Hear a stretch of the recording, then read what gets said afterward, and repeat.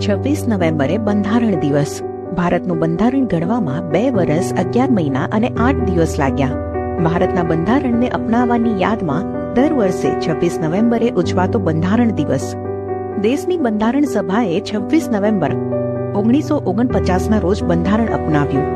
બંધારણ સભામાં 299 સભ્યો અને ડોક્ટર રાજેન્દ્ર પ્રસાદ તેના પ્રમુખ હતા. બંધારણ સભાની પ્રથમ બેઠક 9 ડિસેમ્બર 1946માં મળી. 14 અને 15 ઓગસ્ટની રાત્રે ભારત અને પાકિસ્તાનના ભાગલા પડ્યા બાદ બંધારણ સભા 2 ભાગમાં વહેંચાઈ.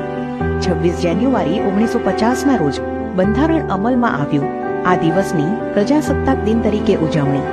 ભારતના બંધારણના ડ્રાફ્ટિંગમાં ડોક્ટર B.R. આંબેડકરે મુખ્ય ભૂમિકા ભજવી. ડોક્ટર આંબેડકરે સમાનતા, સ્વતંત્રતા અને ન્યાયના સિદ્ધાંતોને સમાવિષ્ટ કરવા તૈયાર કર્યો હતો બંધારણનો ડ્રાફ્ટ. બંધારણનો હેતુ તમામ નાગરિકોના અધિકારો સુનિશ્ચિત કરવાનો હતો. ભારતનું બંધારણ વિશ્વનું સૌથી લાંબુ લેખિત બંધારણ